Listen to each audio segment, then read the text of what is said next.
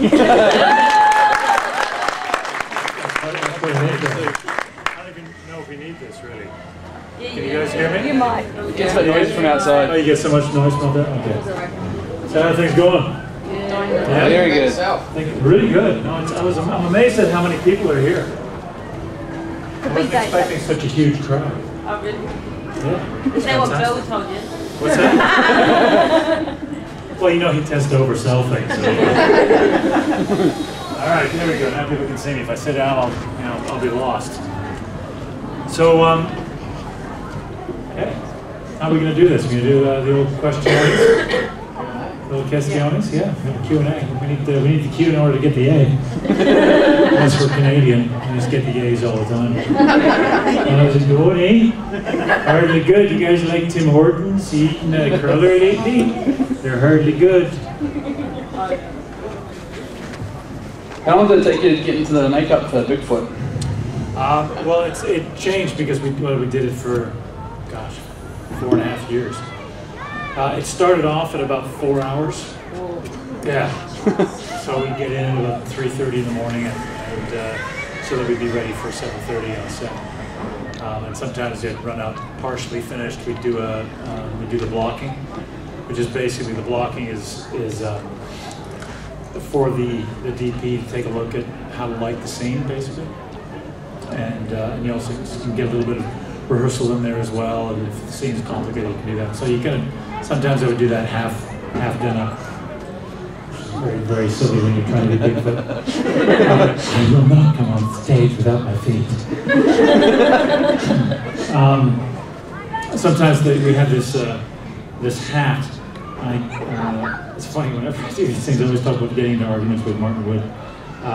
He was a very close friend of mine. We always seem to have these passionate discussions. I've decided to call them passionate discussions now. I came in on set once and I wanted to wear a hat as Druid. And he just goes, no, looks stupid.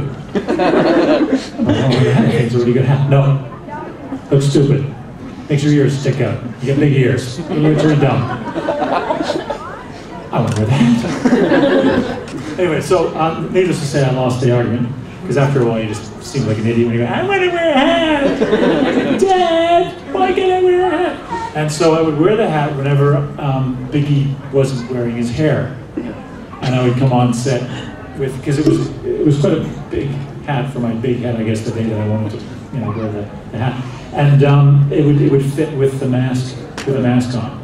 So that I could keep, because I really wanted to never be showing up as Biggie half done.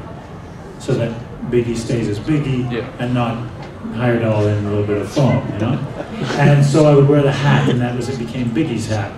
So, and he never told me I couldn't wear it. So there's compromise in every conversation. So that was, so yeah, and then we eventually got it down. I think the fastest time we did it, which would have been on day 2, because we used the mask, Biggie's mask, twice. The lip we changed every time, but the bulk of the mask we could use twice. And on the second day, if things went well, the fastest time, and I always say that we never told the producers this, because if you tell the producers that, the ADs, then they'll expect it. Yeah, exactly.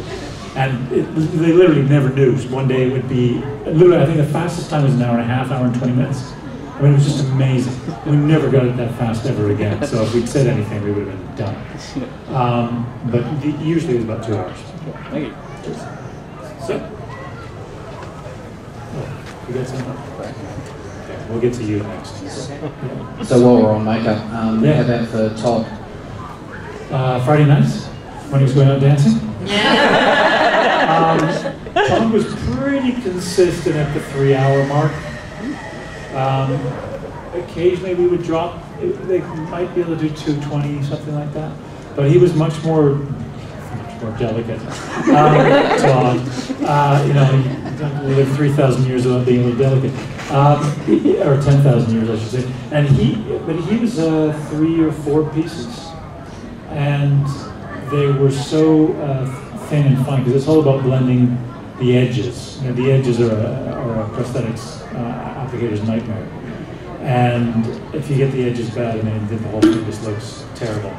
So they took a lot of time with that, and there were a lot of edges, and those edges were so fine and so thin that they really had to be careful with that. So the majority of it was trying to get those edges perfect. And then the painting they developed really over the years that Todd was, but it was about 3 hours consistently, 2.5 to 3 hours. I'm guessing it's nice when you get to do a character that you don't have to have any prosthetics. Yeah, it's great. I mean, it's nice to be able to transform when you get into the skin of a character and not really change too much.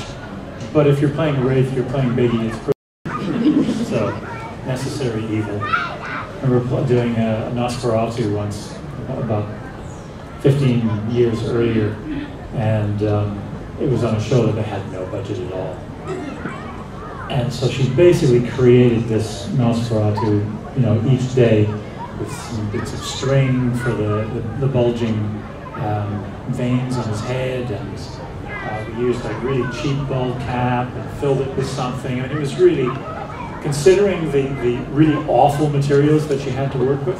I was on a thing of Are You Afraid of the Dark? You guys, yeah, you get that over here? And so the Nosferatu on that, and we did it, I think we shot that over 2 days. And it was grueling for the makeup artist because she had really nothing to work with. But the final product was amazing. That they kept having they had the dailies the producers would send from Nickelodeon. They would say, can you not make it quite so terrifying? You're going to terrify these kids, and we actually had to tone it down. You got to scream when you do that, man. It's just not as fun if you don't scream. And they kept saying, just bring it. It's just too terrifying. So that was again, if you basically have a head with a cheap bald cap and some string, and you can make that look terrifying. Hats off to my makeup artist. It was amazing. So were you as freaked out playing Alistair as we were watching it? Nope. No, I love that character. Yeah, really creepy. He's a wonderful character. Yeah. He just had a lot of fun doing really horrible things to people.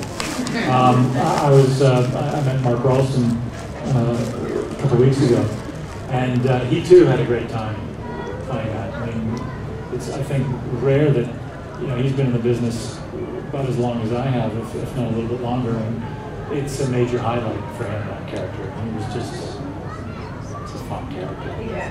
Fun character. Just a slight change of genre here. There's recently screened in the US, there was the AMC Network's Hell on Wheels. I've got 2 questions. One, you did White Spirit with a full white makeup. Yeah. And what type of timelines involved in making that? The other thing, which is probably a lot of actors don't have much say in it because of insurance, is there's one particular special scene in closing, which I won't refer to specifically in the detail, where, was that yourself or was that a stunt double? It was both. In the season finale? It was both a stunt double and myself. So on the top. Well,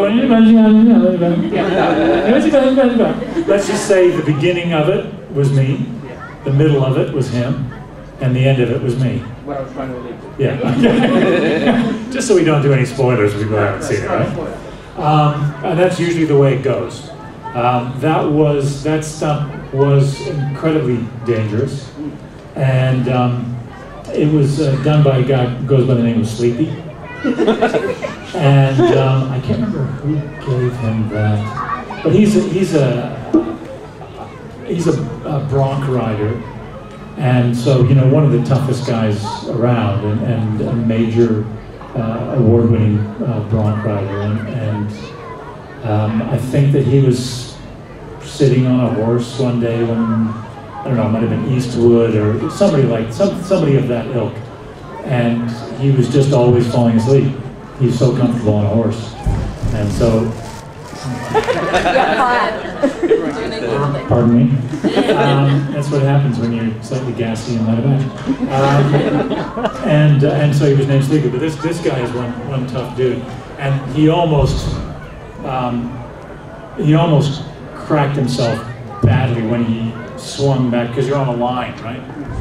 And when he came back to the object that you're talking about, he did the most amazing move to keep himself from getting crowned. I mean, he came swinging around so fast that it was amazing to watch, because he did this acrobatic move to keep himself from getting killed. So if I'd done it, I just would have, I would have been an insurance litigation nightmare. Now the makeup, that was done with mud and clay. Basically all in white, really close shaven body, completely. Yeah. So it was basically just covered in a white clay. It was like the kind of clay that you pay. You go to some fancy spa and you pay $350 to be covered in clay. Well, I got it for free. In fact, I think they paid me that day. So that was, So yeah, basically, I got a full body mask. That was the change of genre. Change of genre? Go to the western side. I love the western genre. I've done it before. I did a thing called Into the West, which was a Spielberg miniseries. And actually Sleepy, I worked with Sleepy on that one too. And Ryan Robbins, you guys know Ryan Robbins? Yeah. He was also in that with me, and he is also in season 2 of Hell on Wheels. So he comes in and does an amazing turn as a really badass bank robber in season 2 of Hell on Wheels. So there you go. Basically, it's basically what it should have been and what it was, which is clay. Covers himself in clay. But also on the inside, you have, because there's so much texture to it, they have all these burn marks from. For those of you who haven't seen it, the character is at the end of season 1 is tarred and feathered, and so he has all these scars from the tarring and feathering, and so he had to apply all those scars first, and then the clay went on top of that. So it took a long time. Yeah. Oh, you've got the mic first. Sorry, it's like the talking stick. Yeah, I got the magic thing. Sorry in advance for some people, but I'm a bit of a twihard. Twihard it up, girl. Yeah. Now, I've heard rumours that there was a bit of a dance sequence during the Volturi-Cullen standoff. What can you tell us about that? I'm sorry, I can see them blocking their ears. It's not in the show, so you're not going to... Oh, you just don't like Twilight? No. Twilight.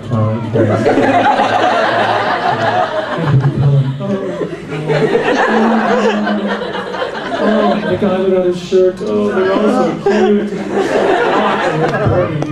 Burning hot. Oh, the ice caps.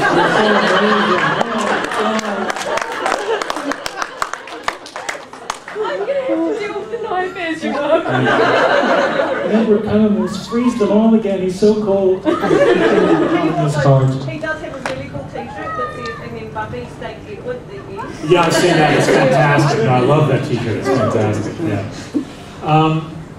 Okay, so Tony Trucks, who is an amazing young woman. She has energy that could fill this room and twice the size. She's quite a remarkable young woman. And she has a dance background, and she wanted to do, so she basically orchestrated the dance off. But really, in all honesty, it was basically Tony getting one side of the group, just to leave some surprises for some people. And they did this whole thing and choreographed it, and I, would sneak in and watch. No, you can't watch, as if I was going to steal their moves or something. We're not going to do anything anyway, so you guys, And so basically, it was really them coming at us with a very choreographed thing, and all the Volturi were like, not interested. No, we'll just watch. And so basically, it's them coming. It's an amazing. They did a brilliant job.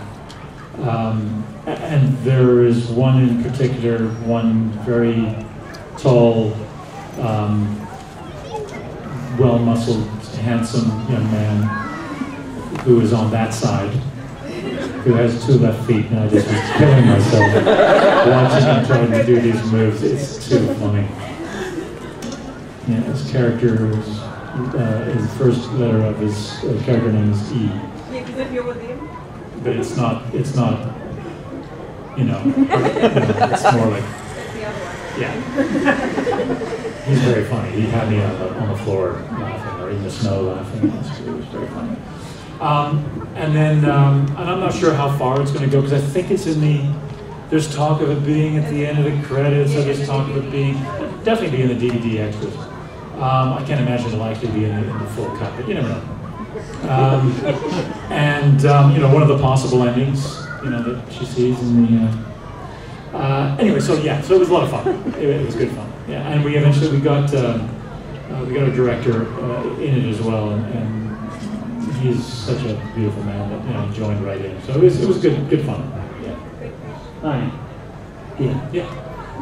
In the century, you had 2 roles, obviously. Did you do 2 auditions, or were you always up?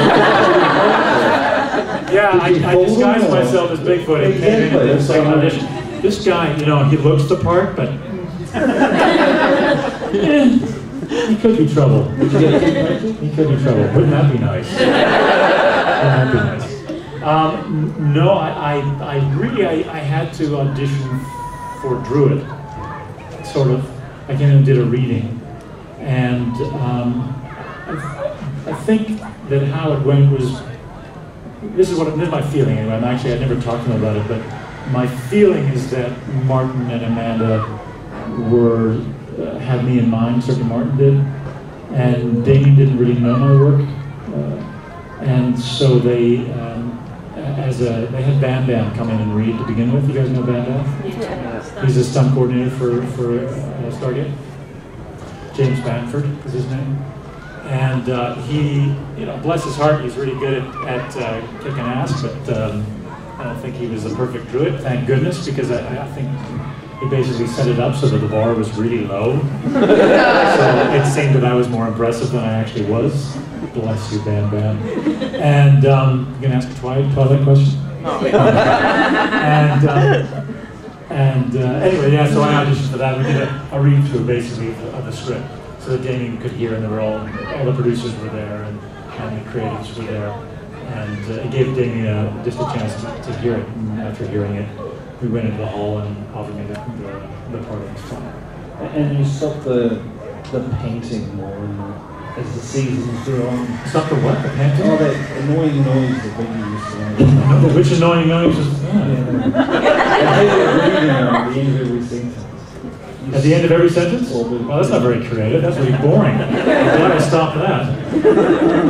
And did you think that John's character was a little bit too powerful in the end? You know, being able to just teleport in and out of anywhere without any... Well, the theory was that he couldn't actually... I mean, I think that was a concern for them, is that he was so powerful. That's, I think, one of the reasons they got rid of him. Is that where do we go now? He's just too much. Even though he'd been like that for 150 years. But I think they just wanted to give him one fight, put him in a place where he could not teleport out, and have him give the ultimate sacrifice to save the world, to save his love, to kind of pay back being such a murderous, psychopathic. Yeah, go ahead. Out of all of the parts that you've played, what is your favourite character and part? Of all the characters I've ever played, like theater, role playing with my girlfriend. All those characters. You're looking for some ideas?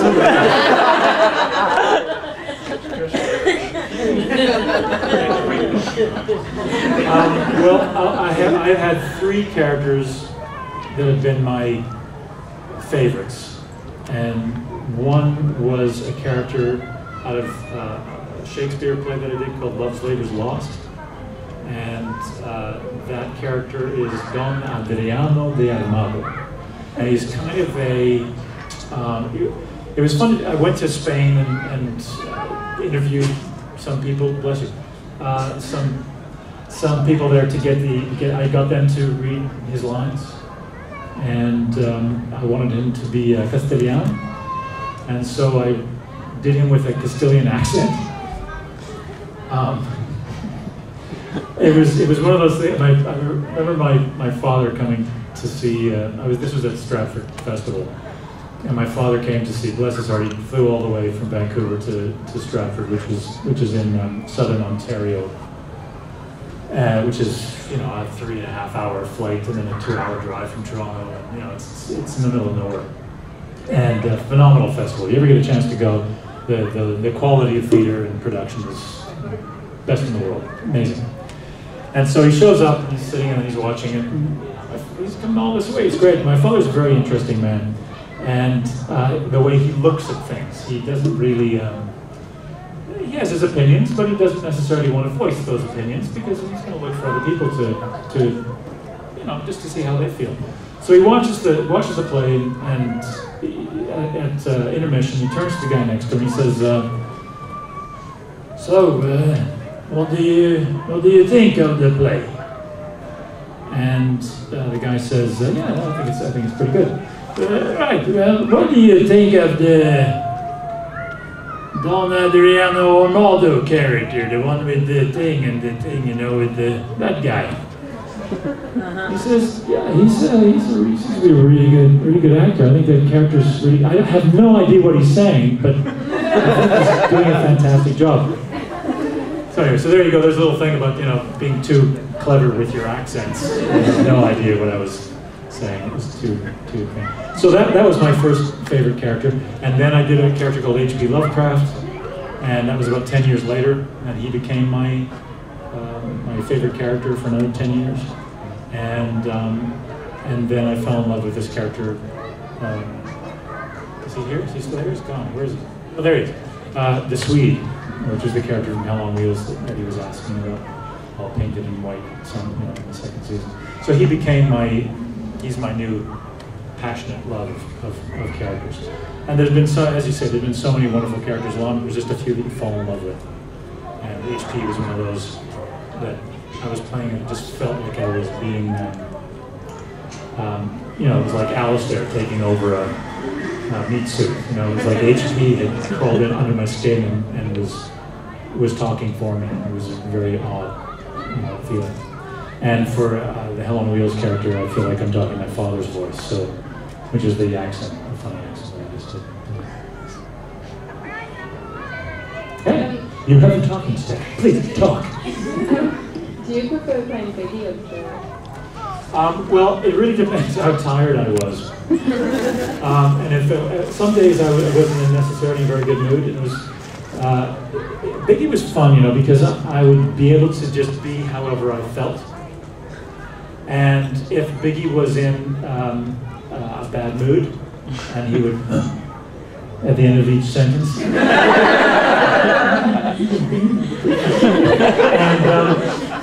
and everyone would just stay out of my way. They go, I think Biggie's in a bad mood today. Because, it was just so hot and uncomfortable, and sometimes my patience was just a little waning. We had some days that it was 45 degrees outside, and those were the days. And this was we shot Sanctuary in a warehouse, basically. It's an old assembly warehouse for Norco bicycles. And so it wasn't set up, there was no air conditioning, it was just whatever temperature was outside was the temperature. It was about 10 degrees hotter inside. And some days people would be shivering. And Biggie was always in a really good mood. It's snowing and raining outside, and Biggie's like, he was just having a great time. Because it was still, for him, it was like 35 degrees, so he was just great. So that was always an issue. But I guess Druid had more of an opportunity to be a little more complicated, something to really sink your teeth into. Haunted was a really wonderful episode where Druid and Biggie were basically 50-50 in the episode, and that it's really fun when you get a chance to, if you're going to be in makeup for 4 hours and an hour getting out of it, it's really good to have something really juicy to do. Because I'd come in some days and do the majority of my time actually was in the makeup chair than actually acting. And so those days are sometimes a little challenging. So I love playing both. slapping people on the head? I don't like slapping people in the back of the head at all. I like slapping Ryan Robbins in the back of the head. So my next question. Yeah, I've been interpreting it, try as you are. Sorry. What language was that you were speaking? Was that Castellano? No, that was me trying to speak clearly. It's okay, I've done that at Stratford and still, you know. Yeah. Oh, that's okay. You should see when I try speaking to the deaf person instead of signing. That happens. So my question is, if you were given the opportunity to be on absolutely any show, if you were told you could pick whatever show you wanted, what TV program or movie, which would you pick? I think I'd like to do a James Bond villain. And for shows, I love 30 Rock. I'd love to come on to 30 Rock and be like a 2-second cameo. It seems that, you know, there are almost no guest stars in that show. There's John McEnroe freaking out about something. And then that's it. You never see him again. So I'd love to do a little turn on that. I mean, I'd actually love to have a prolonged guest star role, because I just think that show is amazing. It just fills me full of laughter. She's phenomenal. So that would be a great show to do. Hurry up with it. Excuse me? Better hurry up with it. Last two? No, there's a possibility that they might do 2 more. Yeah, that's what you may have more news than I do, but the last thing I heard was that in an attempt, Baldwin was going to drop his salary, and maybe other people would too, in order to give. I mean, I don't know. I guess he gets paid that much that would actually make a difference. Lucky him. So yeah, I honestly have no idea, but yeah, I'd like to hurry up. I keep telling my manager that, she asked me that question, you know, what do you want to do? I keep telling her, and I still have to get to an audition for the thing. Oh well, I guess they don't want me. Was there ever a moment on True Blood when you said, please, no more blood? When you're, you gotta scream! No, I actually never said that, but we actually look forward to the blood scenes. You know when the vampires explode?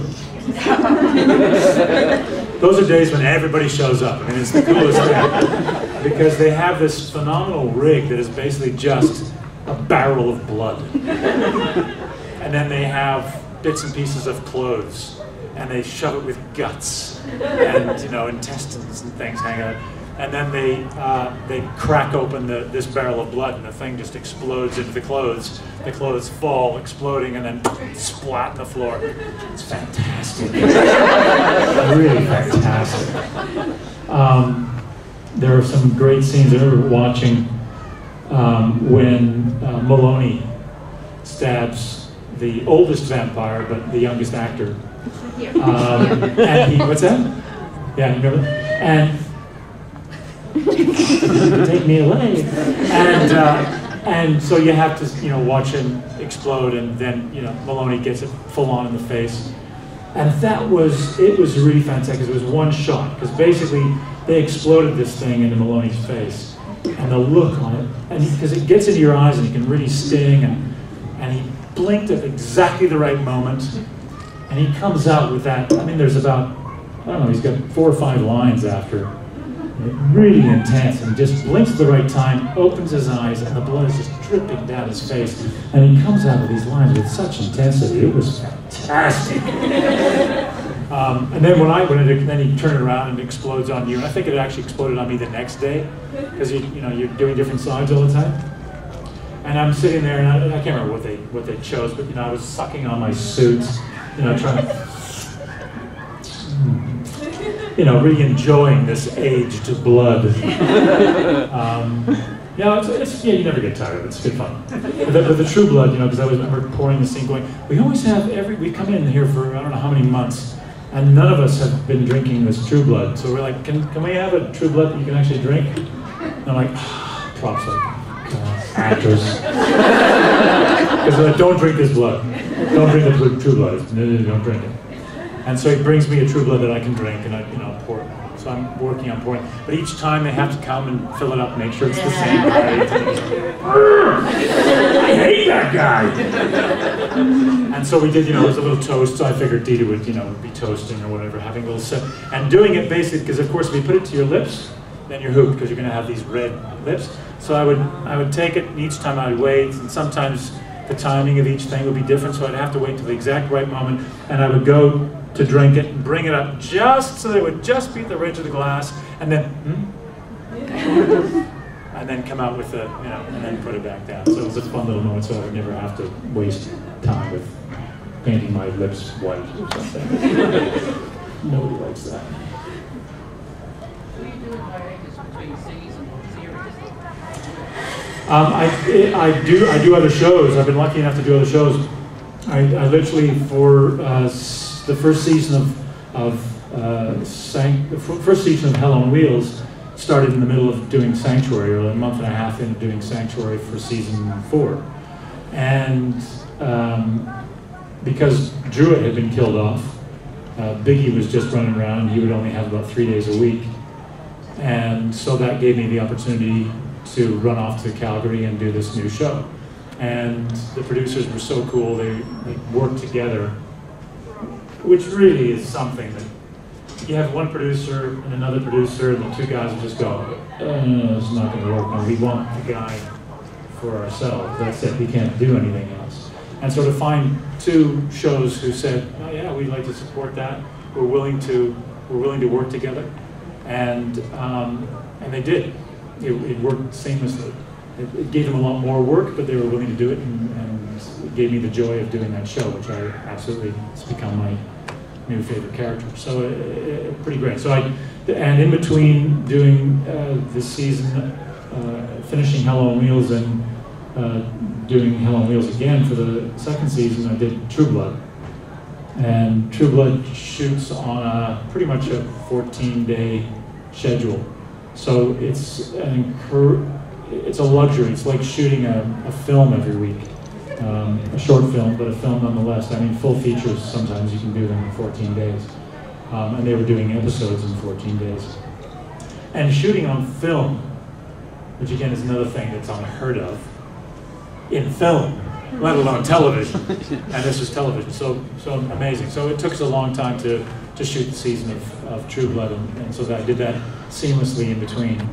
And again, they were kind enough to give me an exit from True Blood 4 days before I started shooting Hell on Wheels.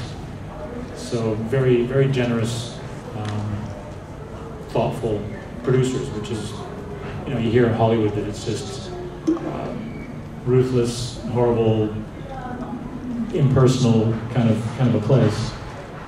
And I've been lucky enough to be dealing with people who are incredibly generous and thoughtful and very human and kind to work for. Sorry?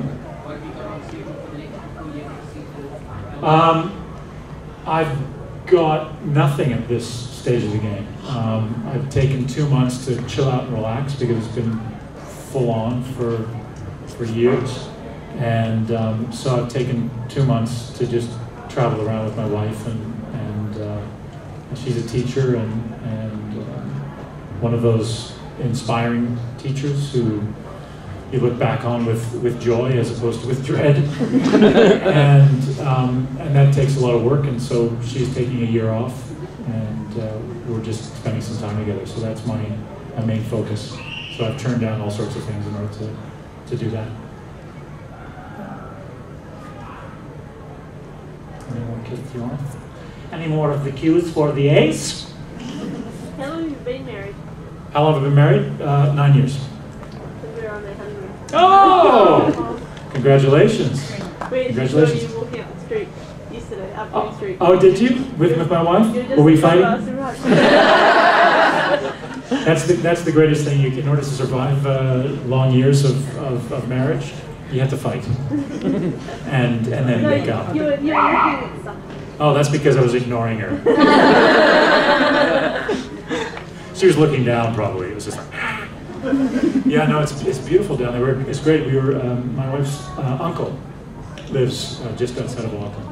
So we met up with him, and actually at that time we were probably, if we weren't with a third person, Yeah. we were with a third person? Yeah. That's your uncle.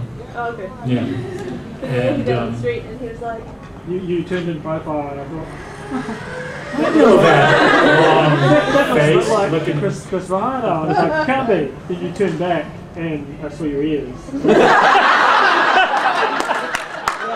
And you thought Martin Wood was right. Don't wear the hat. I was like, no, it can't be. Then you turned in profile again. I was like, Those are the ears, that's the chin, that's the long neck. The guy's about 7 feet tall. that's good. we won't Let's bother. imagine with no hair. Oh yeah, that's the guy. we won't bother him. Okay. Excuse me, mate. I'm DJ. I'm just wondering, did you what parts did you actually play, and did you find it very hard to actually swap around when you went from True Blood to your other movie that you acted in? Which parts did I actually play? Yeah. What do you mean? Like, what did you go from the True Blood filming to your Hells on Wheels? What characters did you have to actually play, and what part did you enjoy the most? Well, in True Blood, I played a character called Dieter Braun, and he's a relatively mature dude. He's about 1,500 years old, and he's come to a place of power in the vampire sort of control system, you know, the political, religious, right-wing controlling body that controls the whole world. And he's the oldest member of this group. They're called the Authority. And aside from Chris Maloney's character, he's been there the longest. And it's basically, it's the season 5, and it's all about the fall of the Authority. And what Alan Ball wanted to do was create a parallel to what's going on in American politics right now, and certainly at that time. And so when he was describing the different characters, he would use hopeful politicians that were running for presidency at that time. And they made, all the characters made us laugh, you know, because they're like caricatures, these people, and they're major extremists, and so it really is something really juicy to hold on to for a character. Whenever somebody is really extreme and somewhat comical, you can take that and really sink your teeth into it. And then I went to this other show, Hell on Wheels, and played a character called the Swede, who was a Norwegian immigrant in the late 19th century. And he came over from Norway. He was a bookkeeper. He ended up working for a railroad baron, and he was captured during the Civil War. And he was imprisoned in Andersonville. And then at the end of the war, he was working as a security officer for the traveling town called Hell on Wheels that basically follows the building of the Union Pacific Railroad. So again, a really juicy character who was extremely damaged and quite a fascinating survivor, a major survivor. And I got to speak with my father's voice. How hard was it to do the voice of Alistair? It was fun. It wasn't hard at all. I had a blast doing it. I think the hard part was to find let's say the volume of the character and the volume of the voice. A lot of times, because a lot of the producers weren't very happy with that voice. I liked it. Yeah, I liked it too, but a lot of people either loved to hate it or just hated it. Yeah. And I think that the producers weren't terribly happy. They were afraid of it. And so they would keep coming down and and so he found his timbre with the help of the episode's director, and who was very supportive, but at the same time just wanted to find the balance. but I basically I completely stole the voice from the inspiration that Mark Ralston did from the first go round with that character, and I just giggled when I saw what he was doing. It was just so much fun. It just looked like he was having fun, and I think those are the kind of characters that you just have such a blast with, and to see what he was doing and want to carry that on to the next incarnation is just something that tickled me, and that was one thing that I could hold on to. Thanks. Hi. In Supernatural, there's characters that come back from the dead, there's time travel, there's meta episodes. Is there any hope fantasy, you know. Alistair coming back? I would love for Alistair to come back. And I mean, they haven't asked, and I don't think that's their priority because that storyline is kind of, it's done, right? So I don't think he's coming back. Could he come back? Yeah, of course. I mean, you know, it's supernatural. Like when anything can come back. You know, that's the fun part of that kind of fantasy show. But yeah, I know. Me too. I would do it in a second. Was Sanctuary always going to finish at season 4? Or? No, it was. There was a possibility that it was going to finish in season 4, just because. Each year really, and it was a possibility it was going to finish in season 1, season 2, season 3. Every year it was always the same story, always drawn out, and it was always a last-minute thing. Season 3, for example, The Office was. They were just packing things up because. No, I understand. You get married, it's kind of, you know, those residual tears.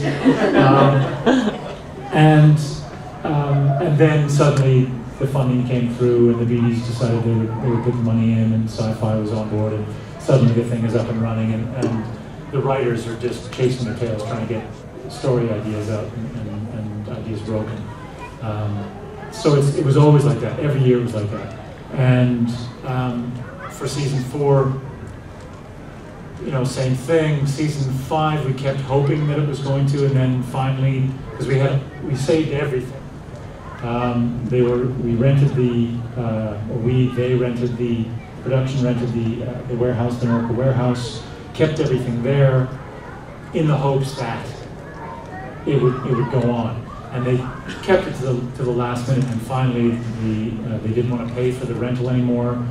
There was just so many elements that just starting to fall apart and crumble.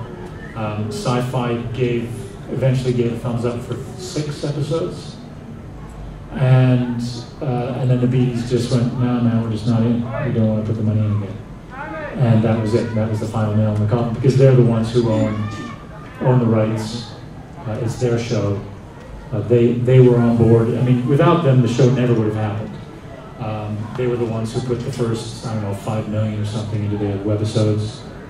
A huge amount of money, and really, from my standpoint, it's all because of Amanda. I mean, again, I don't know that for sure, but from witnessing it, just seeing that Amanda's influence on all of us doesn't stop with the guys who are running the BD group, and they were very supportive of the project that she was so passionate about. And so they put the first dose of money in, second, they kept going. I think eventually just went, it's not our business.